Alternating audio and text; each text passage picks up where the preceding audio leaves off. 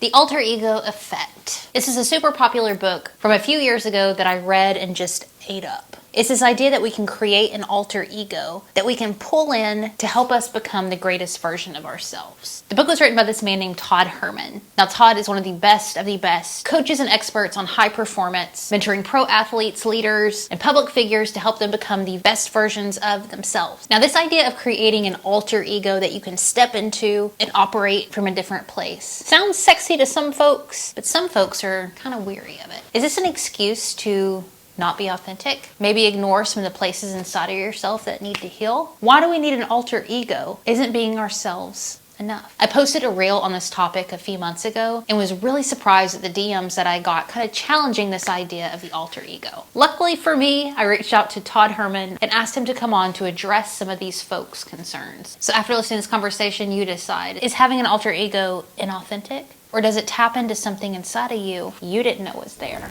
Unnormalized results are doing. Yeah. They're not doing what everyone else is thinking that they're doing. Science can only explain so much. I've been on the field, and there is an element of art to this stuff that is just unexplainable. I don't want to call it magic, but sometimes I will. There's just something that's there, and it's creating something just wholly different. Is there ever an instance where this could actually block the healing process? Is this ever a Band-Aid approach?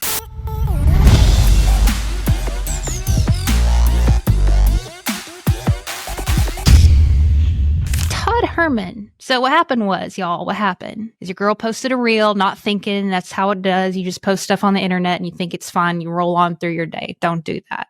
You got to check your DMs, check your comments, because some people got flustered, Todd Herman, about some things that was in that reel, and you were a part of it unwillingly. You didn't know you were a part of it, but you were.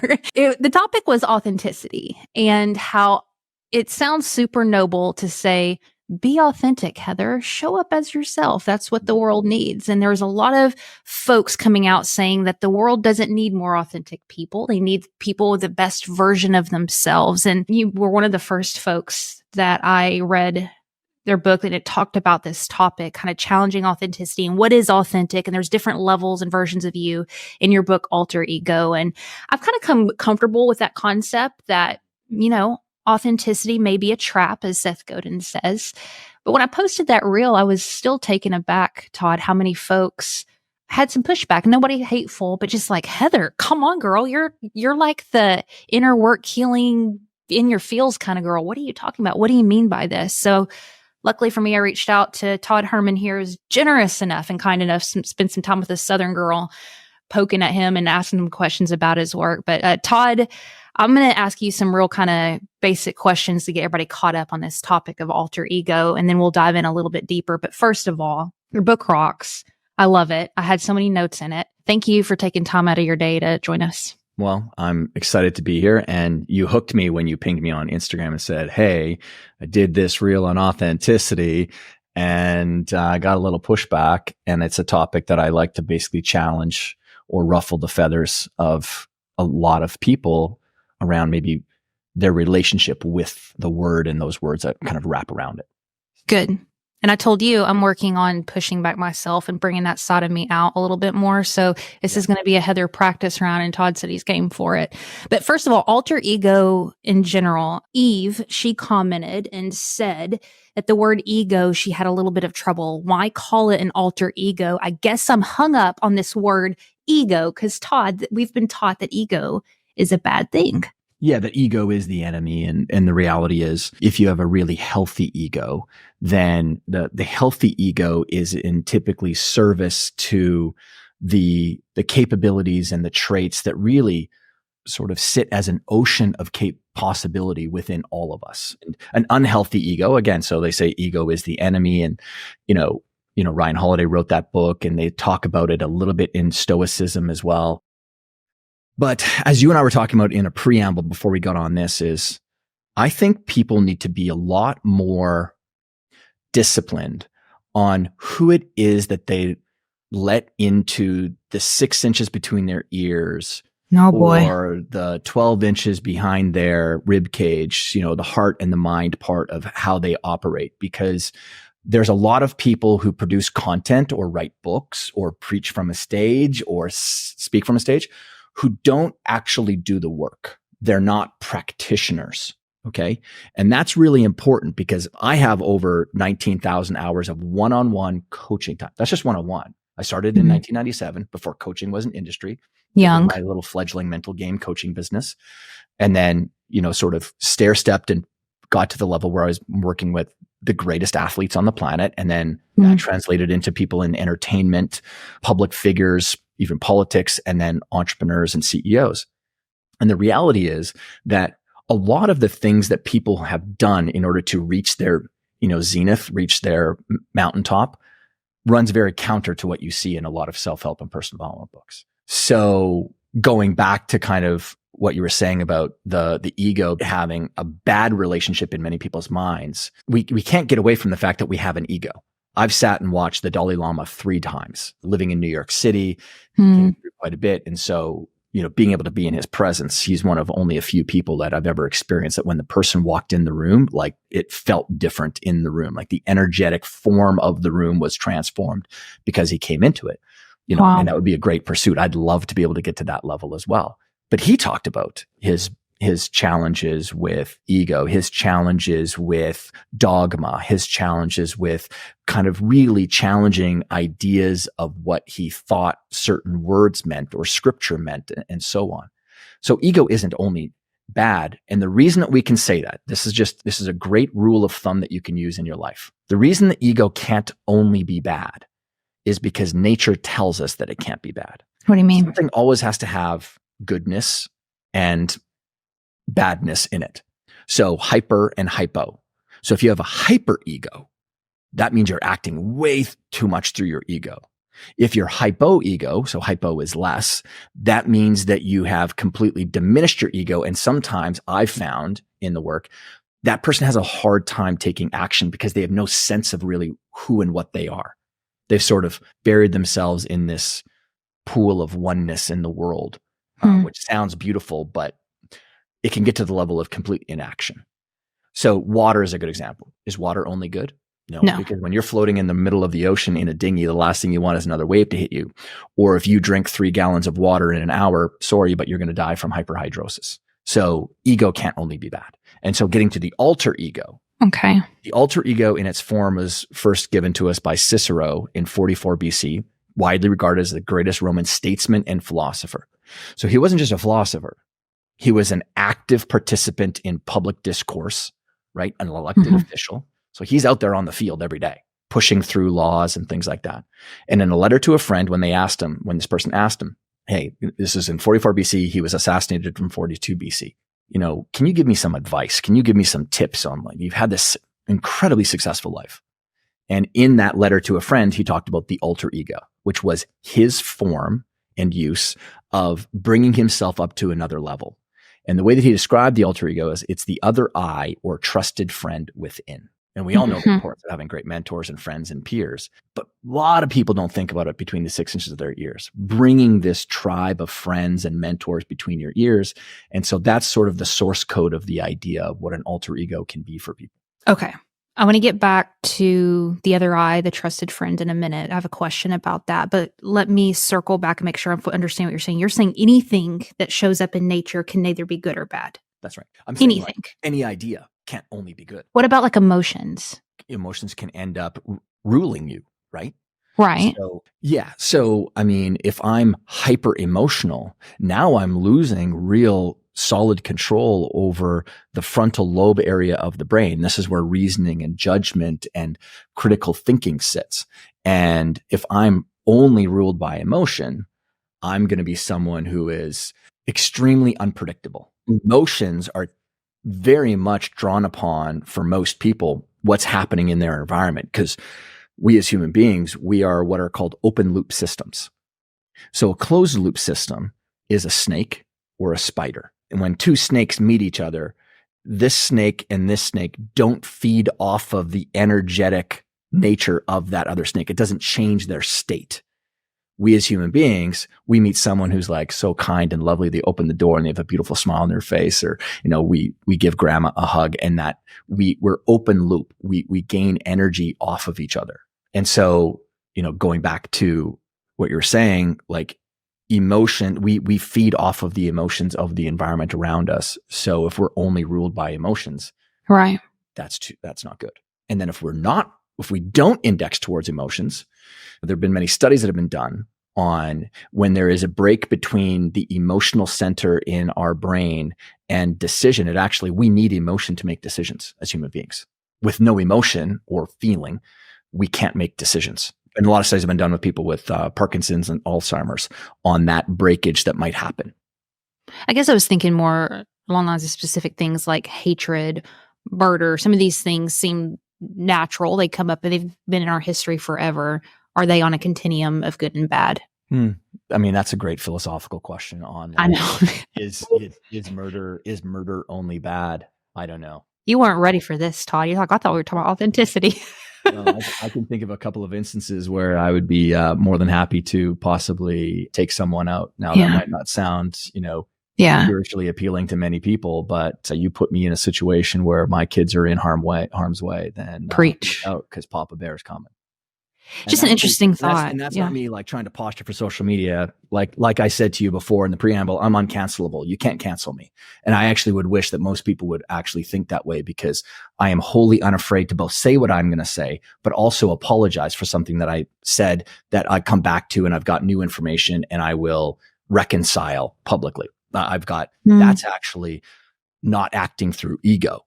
That's me knowing that I'm constantly evolving, and the version of me in 2022, I hope, is different than the version of me in 2024. Right? Amen. So to ground your humanness and story into this a little bit, I mean, this conviction that you speak of right now, I've heard you say that when you were a young man, you kind of came upon this idea of the alter ego because you were so young and you found yourself in rooms that you didn't feel like you necessarily belonged, and you had a voice, and you really was a practitioner of what you're talking about here today before. So you're not just, spouting off. This was your reality. This was your story.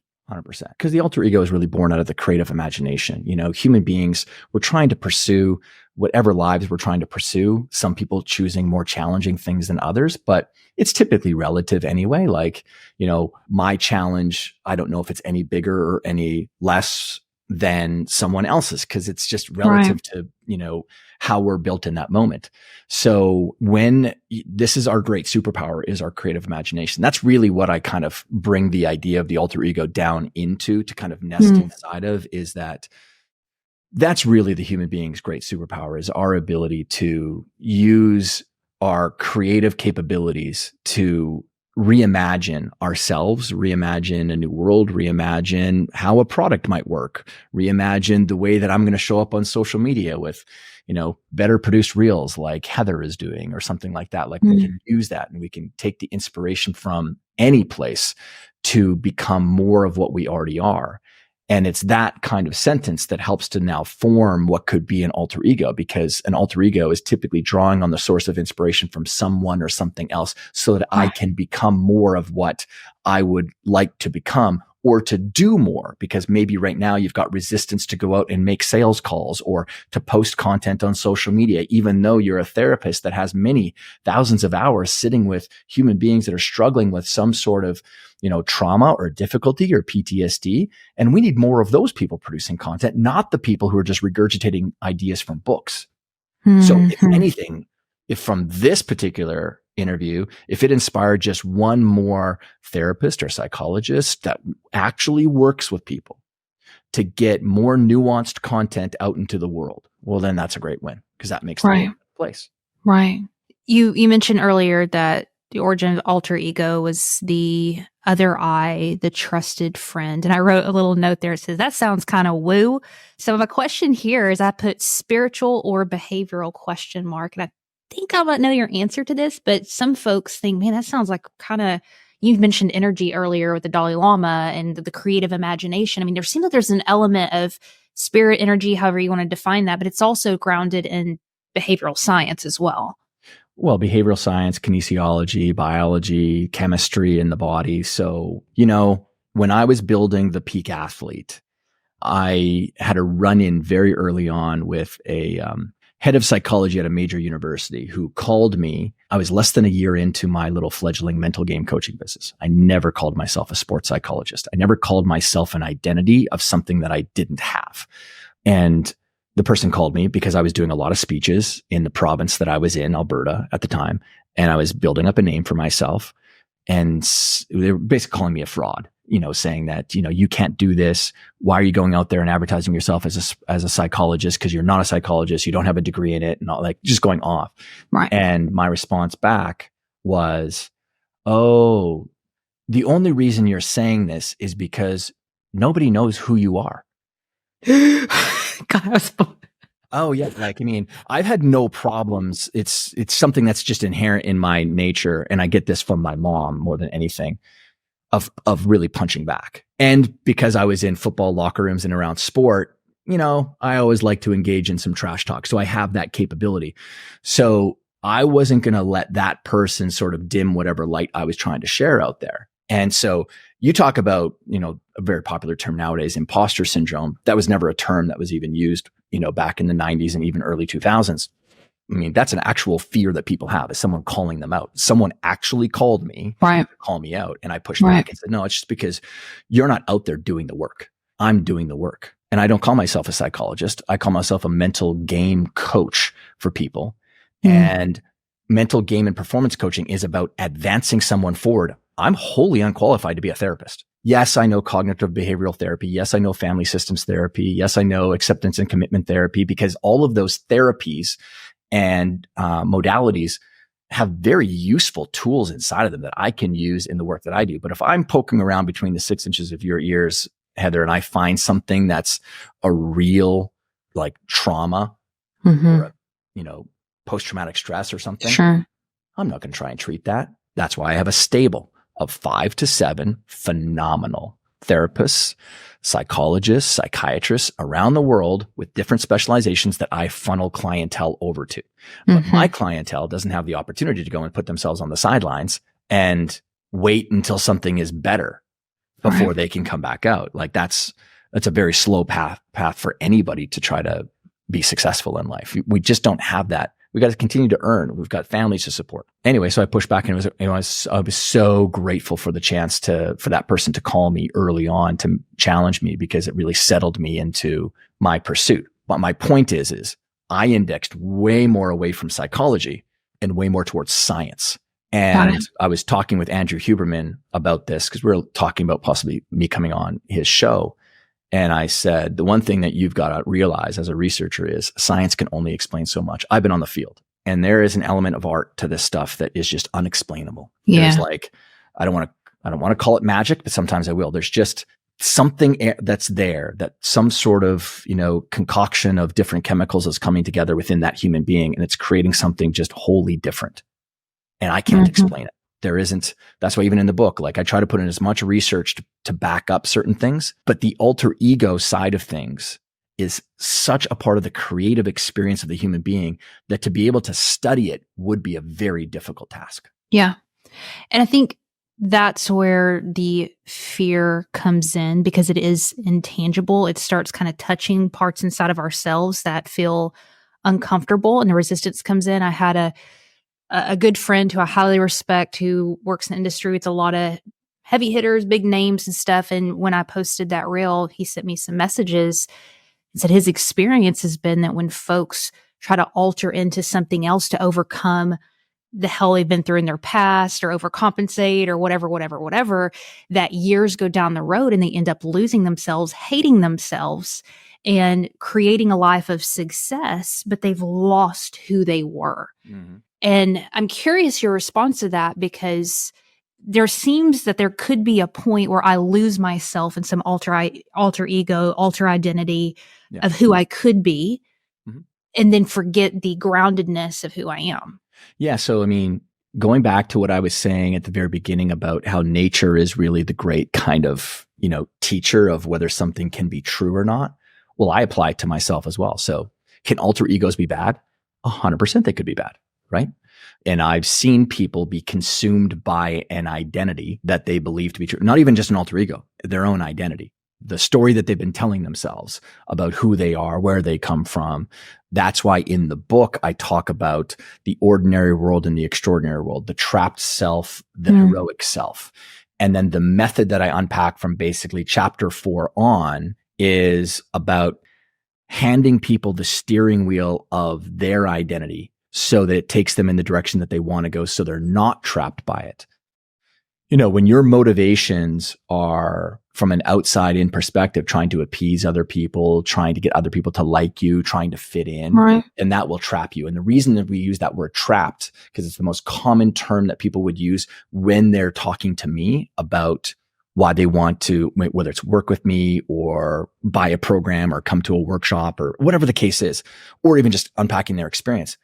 I feel like I'm trapped inside of my business, or I feel trapped inside of, to use the example of social media, I feel like I'm trapped inside of my, profile. That's not really kind of who I am or what I want to, serve or deliver to other people. But when we move towards you're doing this because it's what you really want to bring into the world, whether it's the traits that you want to bring. So whether it's kindness or being challenging to, the industry that you're in. Like I'm a challenger. Like I'm 100% a challenger in my industry. I pull no punches whatsoever. Even on a recent, like really big podcast, they when I got to the interviewing place and they said, this is gonna be a fun interview because you're not afraid to throw punches at other people. And I said, no, I throw punches at really bad ideas. But if someone's face happens to get in the way because they're the one saying the idea, well, that's on them. That's not on me. And we're the opposite people, Todd. Like you and I are like, no, it's cool, man. I wish I was more like that. Anyway, I actually sort of lost the question that you had there, but I was the idea that this DM that I got, he said, Heather, I've walked with folks who are very successful and they're some of the most depressed people that I know. And he attributed a lot of that to this, alter ego isn't necessarily the word that he used, but this identity that I'm going to have to be like, I'm a badass, I'm a this, I'm a that, whenever you don't feel it. And that gets you so far. It gets you in rooms and helps you whatever. But at the end of the day, you're depressed and broken. That's what he was sharing with me. That's what I would call a false positive. A false positive. Okay. False positive. We love to throw stones and rocks at people that are higher up on the mountaintop than us. So he says, I've worked with some really big names. Mm-hmm. And some of them have built an identity or a word for themselves that they get 10 years down the road and they feel trapped by it, or they feel like it's not. Mm-hmm. Well, conversely, I've also talked to a lot of people who are sitting in the middle average of life who feel the exact same way. I've also spoken to people who are at the very bottom part of life. Again, I've lived in 7 countries around the world. Indonesia, built out a leadership program from them. South Africa, lived in Cape Town and built out the leadership program for them underneath Nelson Mandela's mandate of equalization of the workforce, which means that no white person in government can be promoted. Only black people can get promoted. So now black people are getting promoted over top of white people that used to be their boss, and they felt wholly insecure. They lacked confidence. And so I came in to help them. Which was strange to me when Mantuka, who was the head of human capital in South Africa, hired this white farm kid from, Canada. And I was like, oh, I don't know if I'm really the right guy for this. And she sat me down and said, no, when I saw you talk, because she saw me do an event in San Antonio in 2004, you're the right guy. My point, though, is that's the human experience. People being trapped by certain ways that they're behaving. It is not just about people who are pursuing something that is just false, because it's true amongst all sections of society. People are living through identities that they do not like. They are showing up as Clark Kents when they're actually Supermans. Like in the book, one of the things that I know is the most shared thing, and because I can look at the Kindle data, what's the most highlighted part of my book? One of them is when I share who's the alter ego, Clark Kent or Superman. And everyone thinks it's Superman because people think alter ego as in the superhero world as the superhero. No, the alter ego is Clark Kent. He built Clark Kent, the mild-mannered, timid, modest version of himself, so that he could fit in society. And that's my frame to most people. Most people are walking around as Clark Kents so that they can fit in. But really underneath it all is this deep sea and reservoir of capabilities and traits and attributes that we're just not accessing. And my frame is, and what I've experienced and seen is the alter ego, when done right, is an amazing way to access this new landscape that you didn't know was even there. And then you get that out onto the field of play of life. And then it closes feedback loops. You're like, oh, wait, I can do that. And now that becomes absorbed into and reconciled inside of this core part of how you see yourself. And then you do more Yeah. of it, and you keep on playing with that. And now you're constantly expanding your reach, your capabilities, and that's healthy. Is there ever an instance where this could actually block the healing process from our own unacceptance of self or love of self, or this is just a Band-Aid, or we're not looking at the core wounds, the real issue of why I hate myself, why I don't speak up in public, why I don't XYZ? Is this ever a Band-Aid approach? It's just like anything. It could be, Heather. Mm. But as someone, so I was involved in the largest study on the effects of MDMA and PTSD at Bellevue Hospital with NYU and the MAPS Institute. So I don't know if you're familiar with MAPS Institute. So they have been studying the effects of psychedelics on PTSD and trauma, right? So I was in the study at Bellevue. You were in the study. I'm in the study. Yeah. I'm actually one of the very few people who allowed the recording of my sessions in the actual study. So people who go and pursue MAPS would actually see my face and watch me go through my therapeutic sessions. Okay. I was also involved in the study on the effects of psilocybin and PTSD. So I don't know that one. Psilocybin. So the one of the largest studies that has been done on the effects of psilocybin and addiction, like smoking cessation, alcoholism, and depression. Okay. UPenn was done in 2018 and 19. So I was in that one as well. Just happened to have some really good contacts. And I was in both of those studies, and absolutely transformative when it comes to the stuff that happened to me when I was a 12-year-old boy. Mm-hmm. So, and I'm very open about it. Like I was sexually abused and raped at a church camp when I was 12 years old by a couple of men over a couple of days, basically held captive over that time. Also, the recurring trauma of it is that it was videotaped, and it's one of the most popular videos inside of the pedophilia community even today. I get trolled weekly with GIFs of, seeing myself as a 12-year-old in my inbox. Okay. But that MDMA helped to access healing for me in the body that traditional therapy and other things just couldn't do. Okay. And I'm the first person to say, listen, there's no magic pill out there, right? Sure. Sure. What really needs to happen is there needs to be a deep conviction and desire within you to go and, resolve something that is in your past. Yeah. I think some people love to play through victim consciousness. They love to play the victim, and they play the role of actively acting like they're healing themselves, but they're really not. My reason why is just super deep within me. And that is I refuse to give secondhand trauma onto my kids. Yeah. I refuse to do that. So I'm going to get better. Having said all that though, here's what I know, man, there is a massive yarn ball inside of our minds. And it is, I think, very egotistical of us to think that if I pull on this one right here, it's going to solve it, right? Like there's so much sitting beneath our unconscious that we don't know where all the connections are and where they're going. And I had a very profound experience during one of my sessions where this presence within me came and sat inside of my mind with me and said, you can stop looking now. There's nothing more in your past. Stop looking? You can stop looking. There's nothing more in your past that you need to go and try and untangle that you think is going to help make your life any better. Wow.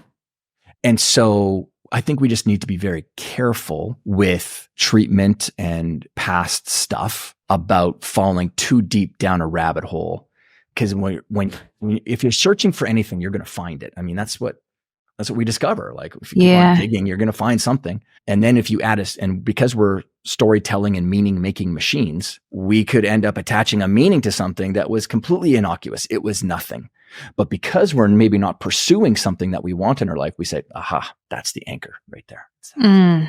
So let's talk about that more for the next 4 months and just continue to expand it out. And again, I'm asking that question as well. It's like, I don't know whether that's the real way that we should go about it. I think it's silly that people come on podcasts and other things and act like they know all the answers to life. I don't.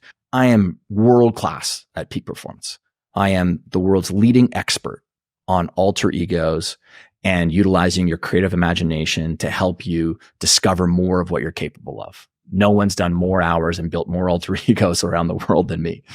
and I know them very well and done them in a very healthy way for people to help them transform their performance in whatever field of play, not just in sports or, entertainment, but also, to help them finally get back into an exercise routine or even get into an exercise routine and see themselves as an athlete or be a better parent. Damn.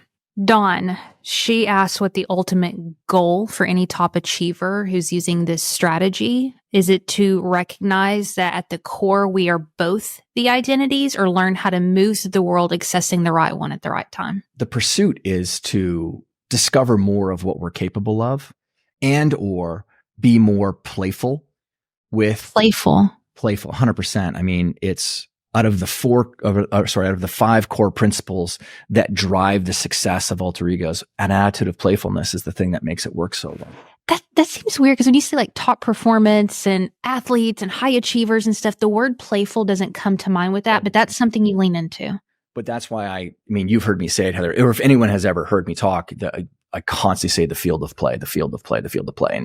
And people, when they hear me keynote and there's Q&A after, they say like, you say the field of play. I get the idea, but why do you say the field of play? And I'm like, because I'm always trying to orientate someone to the field of whatever it is that they're supposed to be showing up and performing and winning on. So for example, the field of my family, where I've got, 3 little kids running around, that's a field for me. And the person who goes out there is dad. And so it orientates my mind into a role. And then I think in myself, okay, well, what are the traits that I want to bring in that role to my kids?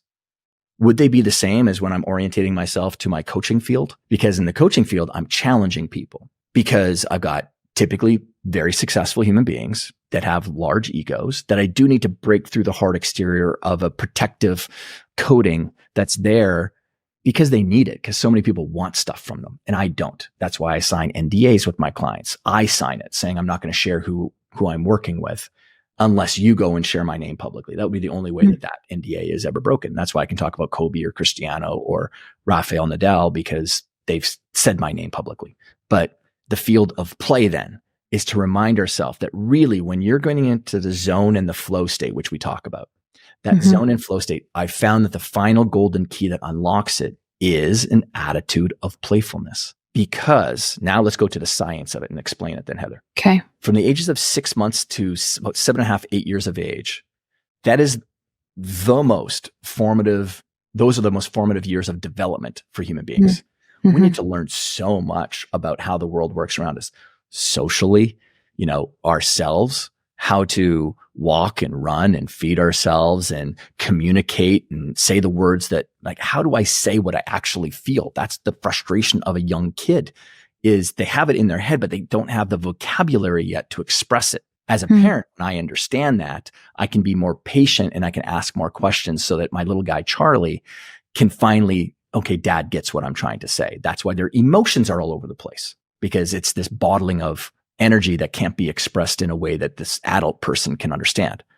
Point being, when put inside of and analyzed underneath brainwave technology, a 6 month to 7.5-year-old child is caught in what's the theta brainwave state.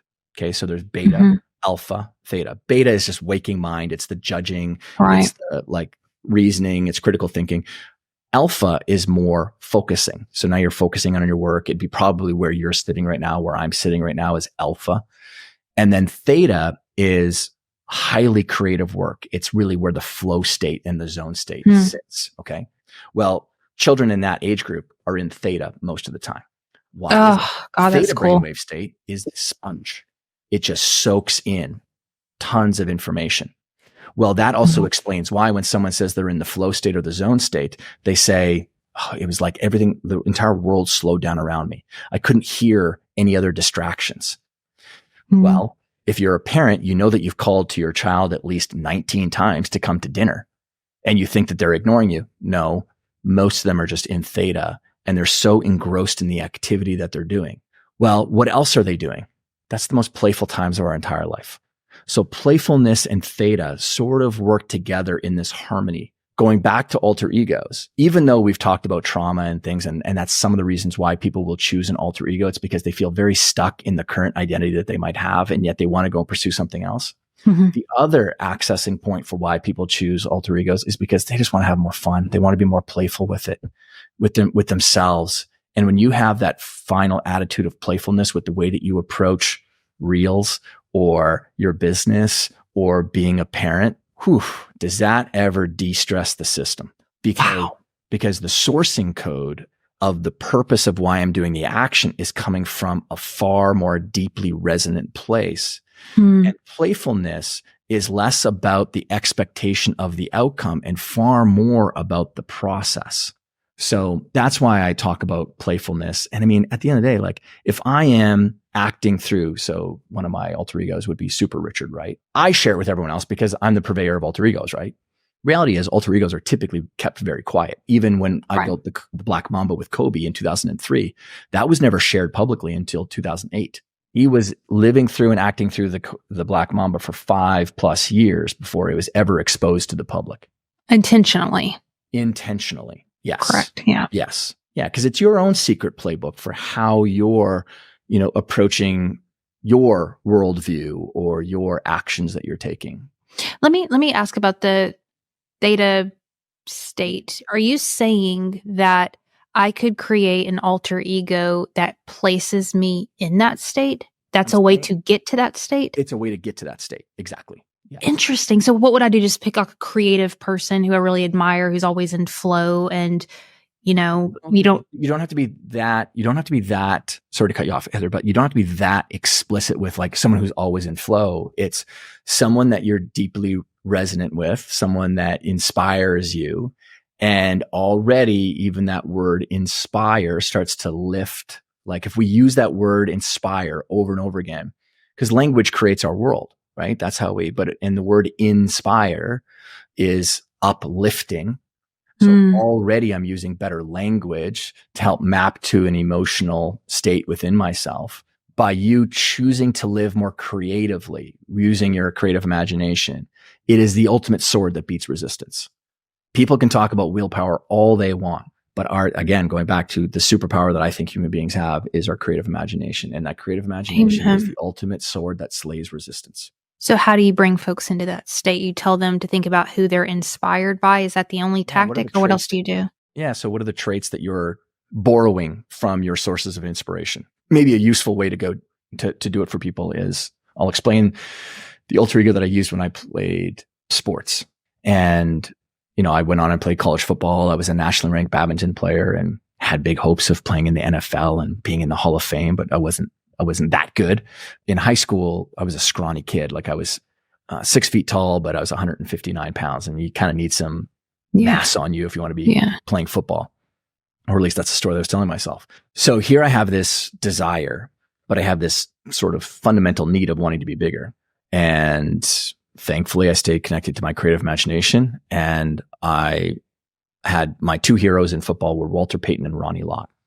And then I have where I come from in Alberta, Canada, our family's farm and ranch. It's kind of rich in Native American history. And so as a kid, I used to ride around on my horse Crackerjack and looking for like old fire rings and things like that. And I would dig up and look for arrowheads and stuff. So I had this tribe of 5 Native American warriors led by Geronimo as sources of inspiration. So I'll kind of walk through my process for how I would get into that alter ego. So I would be sitting in the locker room and I had 5 trading cards, 3 of Walter Payton and 2 of Ronnie Lott, they're both like Hall of Fame football players. Yeah. And I would take one of Walter's and I'd put it into my helmet because I wanted to think like him and see the field like he did because he was just an amazing running back. And then I took his other 2, I had 2 more of Walter Payton. I put them in my thigh pads in my pants because I wanted to run like him. I wanted to be powerful like him. And then the 2 trading cards that were left were of Ronnie Lott. And I put one on my left shoulder pad and one on my right shoulder pad because I wanted to hit like him. And all of that is I'm doing that and I'm sort of just really focusing on the energy of each of those players. And then I'd close my eyes and I would go into this mental movie theater in my mind. And at the other end of the movie theater were these 2 doors, and the 2 doors opened, and in the one side would walk Ronnie and Walter walking towards me. And on the other side was this tribe of 5 Native American warriors led by Geronimo, and he was holding the 5 trading cards. And as they approached, Walter would say to me, "We want you to take these cards as a representation of who we are and how we play. And then Geronimo would hand them out to me and I would go to grab them. And right when I put my fingers on them, he would pull them back towards him. And that's where Walter would lean in and say, but don't for 1 second dishonor our memory by not showing up like we would out there. Okay. And I talk about that in the book. We as human beings, we love to honor things. That's the ritualization. That's the storytelling of our minds. Yep. Then Geronimo would release and I would take them. Now my eyes would open and that's when I basically do my whole routine with the trading cards. Okay. So I've got them in my pads. I'm getting dressed and I put on my helmet. We get on the bus and we go down to the stadium to play. As I'm walking off the bus, I would take my chin strap and before my foot would go down on the steps to get down onto the pavement, I would take my chin strap and I would snap it into place. And so going to like visualization, just to explain to people, visualization has gotten a bit of a bad rap in the way that it's taught to people, because it's actually not very easy to do. It's a learned skill to be able to be, even though we all do it every single day, to be able to direct your mind in the direction that you want. That's not easy for most people to see themselves do things. Okay. So I'm just saying that to people to like say, hey, pump the brakes on the judgment that you can't do visualization well. The other side of it is that we think that it's all about forming mental pictures in our mind. The reality is about 20% of society can't form mental pictures in their mind. They don't have the ability to do it. My wife is a good example. She can't form mental pictures in her mind. But what we can do is sound, smell, and taste are very much, they activate the brain in a different way as well. I say that because we want to try to use really all of our senses when we're putting ourselves into that situation. So going back to the sound is a great triggering device. So when I would snap that in, I'd feel this rush of the 5 Native American warriors coming into my heart. And because I don't need to invent my connection to that Native American culture. I love it. I study it, have since I was a little kid. I was connected to it from where I grew up. And that's when Geronimo would take over, because that was my nickname for Rigo, was Geronimo. And so you thought you were playing against scrawny number 17 out on the football field, but you weren't. You were coming up against a tribe of 8, me plus Ronnie and Walter and my 5 Native Americans. And it allowed me to play way bigger. And I didn't get caught into my insecurities of how small I was, because that wasn't taught out there. That was Geronimo. And as has been proven multiple times through so many different stories, the human body is really capable of some phenomenal feats when it's highly motivated to do something. A mom lifting a car off of a child that's trapped underneath it, right? Whereas any other day, she can't lift that, 2,000-pound machine off of anything. But in that moment, based on motivation. So I say all that because the creative imagination is unique. I would also find myself playing in the zone and flow state because I'm so caught in my creative imagination. So I played in the flow state way more than an average player ever would have, because I was disassociating from what I thought I could do. And disassociation is a very powerful tool that we can use. And that's one of the powerful mechanisms that makes alter egos work for people. So I say that. Y'all. Back around, Heather, to is that me being inauthentic? Is it? Is me showing up as Geronimo out on that field and playing way beyond what I thought I would be capable of as Todd? Is that me being inauthentic? Or is it pushing yourself to think outside of the box, be creative, expansive, or potential? Pulling me into a completely different level that was inaccessible through the concept of what Todd could do. But through the concept of Geronimo, I can do it. Yeah. And it's been said by so many other people, whether it's clients or other individuals in, public world, where Beyonce could see Sasha Fierce going and doing it. But she would have a hard time seeing Beyonce do it. Why? Because Beyonce was a gospel singing little girl from Houston, Texas, who was now put into a band of 8 where they were singing pop lyrics that were sometimes provocative and now dancing a little more provocatively on stage. Well, her entire relationship with music before then was buttoned up Sunday dress, sitting at the front or standing at the front of the church, singing gospel hymns. And people would come from miles around to listen to this amazing voice. But Beyonce had a hard time seeing herself do the other thing. So she created Sasha Fierce to go do it so that she could pursue her creative endeavors. Now, is that being fake? No. Is it? What do y'all think? And by the way, that's someone else's judgment. The only judgment that matters is Beyonce's. That's good. Right? I mean, so everyone's sitting around on social media judging others for their actions. rightfully so, maybe sometimes, but you don't know what someone's deeper motivations are. You don't know where they came from and all the different challenges and issues that they might have had. And they're clinging to an idea that helps to keep this little flame alive within. And, as someone who went through some pretty horrible experiences, the great gift that experience gave me, because again, that experience can't only be bad, because nature tells me that experience can't only be bad. So then you're blowing my mind with that. Say, what could be good about that? And here's what's good about it is I call it capabilities. Capabilities spelled in the sense of cape, C-A-P-E dash abilities. Any phenomenal challenge that we've had in life, any challenge that we pursue can give us cape abilities. My cape that experience gave me was an extraordinary amount of compassion for the human experience and others. So not sitting back in judgment of other people as much, but it also helps to drive me to do the work that I do so that I can maybe help other people put on a cape to unpack some new abilities within them so they can see themselves differently. And if I do that enough times throughout the course of my life, then maybe I've left the world a better place. Yeah. I know we're right at the top of the hour. Can I see one more question? Do you have time for one more? Okay. A little bit of a doozy, but I'm glad you brought up the players who, Ronnie Lott, so forth, that came up to you during that time. I actually had a question about board of directors. In Napoleon Hill's book, I think it's Think and Grow Rich, he talks about confiding in a board of directors. And I just hooked onto that concept years ago. And I don't know if I'm just a sucky Googler or what, but I have researched the hell trying to find more information about people who've used board of directors, XYZ. And you're one of the few people I think I can ask this question to who was like, what the hell are you talking about? But is that similar to and as powerful as the alter ego? Because to me, when you went to Ronnie Lott and so forth, that was almost like your board of directors there. Sure. And so for y'all who don't know what I'm talking about, Napoleon Hill, real quick, he had this practice where he would go into a room and he would have different leaders he admired, like Abraham Lincoln, XYZ, and he would go to them and they would actually take on identities and talk to him, and he would get all kinds of wisdom and information. And it was a really taboo thing in 1920 when he wrote it. And I haven't really found much information about it since. Yeah. So that's one of the visualization practices that I teach people. Really? How to go about doing that. Yeah, of course. The way to make it the most meaningful to you is if you selected 3, 5, 7 mentors that you're bringing in that you can go and I call it communing. You're going to go and commune with them, and you're going to bring your challenges, your issues, your problems, your goals to them, and you're going to get their perspective on it. Okay. It really only works if you know that other individual well. So Benjamin Franklin is one for me. I've read his biography 89, 90 times. Okay. So he is one of my sources of inspiration that I use for my alter ego in business. Okay. Okay.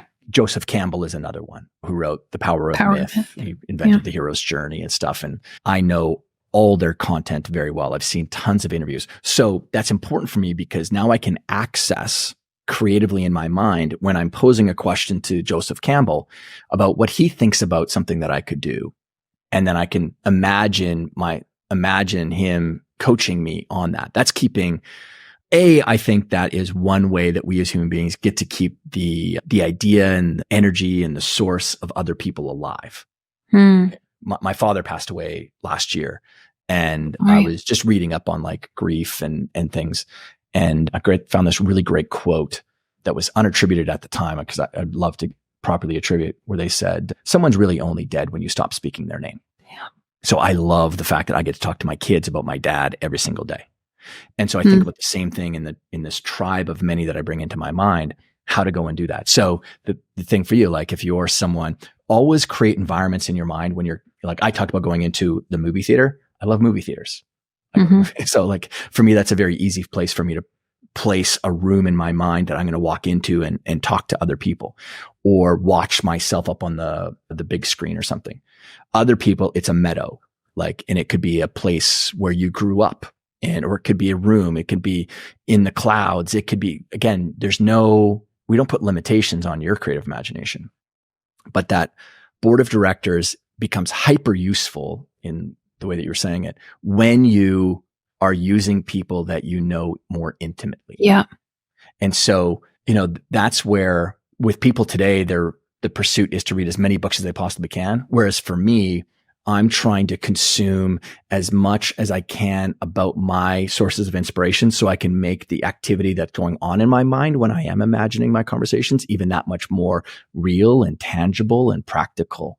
So 100%, it's such a powerful tool because again, you can help to disassociate. You can get other people's perspectives. You're not just lost inside of your perspective. You're not lost inside of your story, which is one of the goal. Why alter egos work so well because of that. You're disassociating from your own narrative about what you think you can and cannot do based on past experience, based on what you think you are.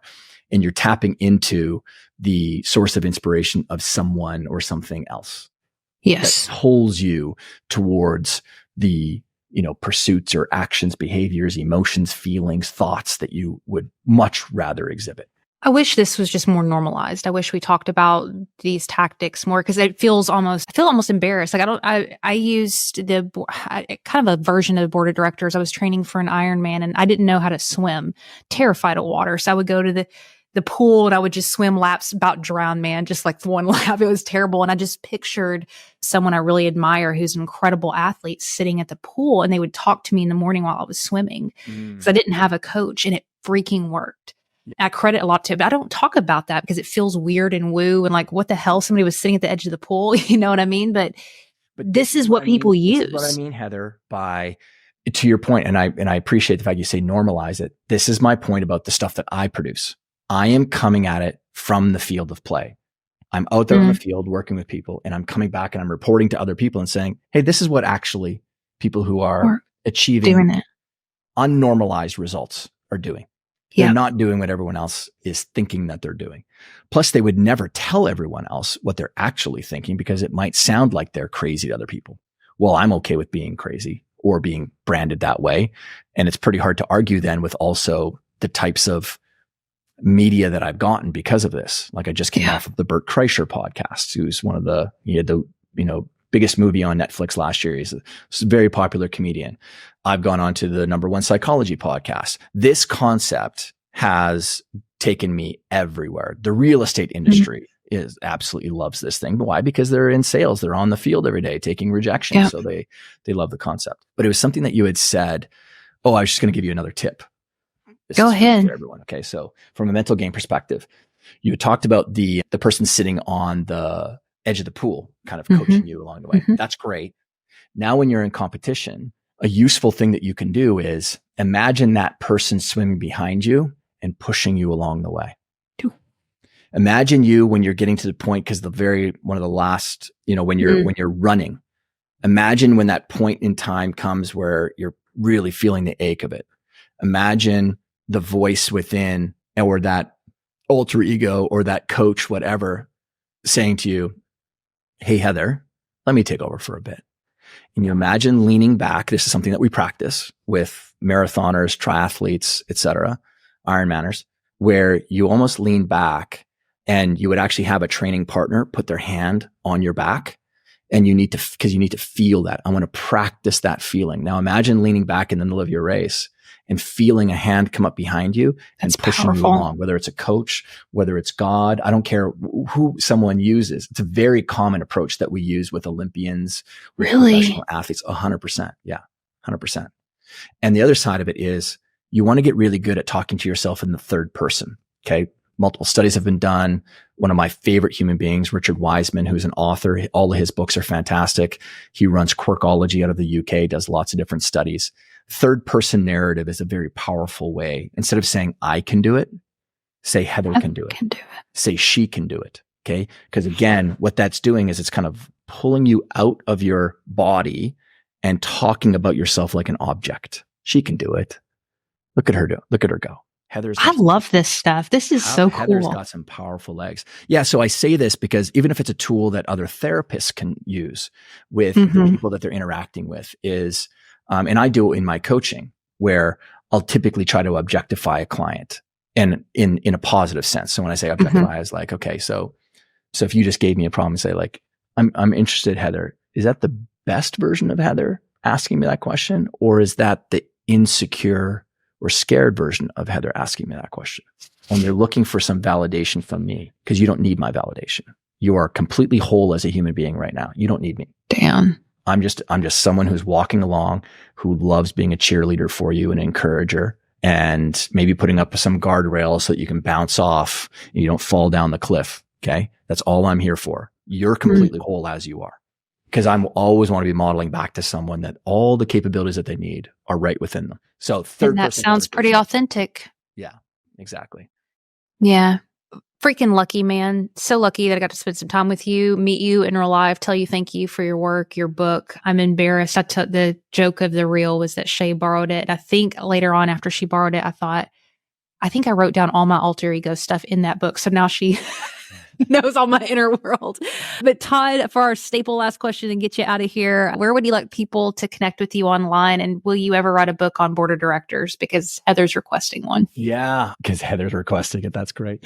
Yeah, that's just another roster of books that I'm supposed to write now. But people can find me on the interwebs. ToddHerman.me is my home base on the internet. I write a weekly newsletter called A Peak Life. Not The Peak Life, because it's not about my life. It's about frameworks and concepts and strategies that actually work, born from the kind of field of play, so to speak. And you're putting out reels too. What's that? You got your Instagram game, got the reels going. I was watching them. I don't have as good a game as you do, but the team repurposes. But yes, I'm active across social media. As Todd_Herman is typically my username as well. And yeah, I'd love to connect to people. So if you've got questions about this, feel free to DM me. And read the freaking book. It's in the show notes. Read it. Alter Ego Effect. It's wild. I'm not done until I get a little yellow highlighter colored book on everybody's bookshelf around the world. So, amen. Hallelujah. Last question. We'll get you out of here. What is something you are questioning right now? You do not have the answer to it. It could be, why does Charlotte Airport suck so bad? Just left Charlotte Airport. Sorry, Charlotte. It could be the meaning of life. I don't care. What is something that's been on your heart lately, nagging you, that you do not know the answer to? I would say that the thing that's most prescient for me is, I think about my kids all the time, and striking that right balance of pushing, pulling, encouraging them, and just being the right version of dad to each of them, because all of them interprets the world in a different way. So I'm trying to shape shift for each of them and trying to find that right square peg, square hole, round peg, round hole for each of my three kids. And it's fun for me because it's the greatest personal development program that you can have. I used to think that business was, but man, from an emotional standpoint, being a parent is easily the most challenging. So that's the most prescient one for me, is how to be the right version for each of my kids. And the fact that you're even questioning that shows that you're doing a pretty freaking awesome job. Todd, thank you. Thanks for your time today. This was awesome. Yeah, appreciate it.